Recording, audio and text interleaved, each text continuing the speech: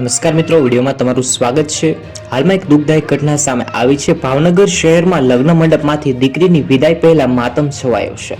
આ ઘટનામાં લગ્નની ડોલીની જગ્યાએ દુલ્હનની અર્થી ઉઠી હતી અને માંડવેથી જ જાન પાછી ન જાય એ માટે માલધારી સમાજે પ્રેરણાદાયક નિર્ણય લઈ લીધો હતો અને બહેનને પરણાવવા અને સુભાષનગર માલધારી રાઠોડ પરિવારના બે દીકરી અને એક દીકરાના લગ્ન હતા। આ ઘટનામાં મળતી માહિતી પ્રમાણે સુભાષનગરમાં રહેતા માલધારી સમાજના બે દીકરી અને એક દીકરાના લગ્ન હતા। દીકરીની જાન ભાવનગર નજીકના નારી ગામે આવવાની હતી, જ્યારે દીકરીના આજે સિંહોર ખાતે લગ્ન યોજવાના હતા।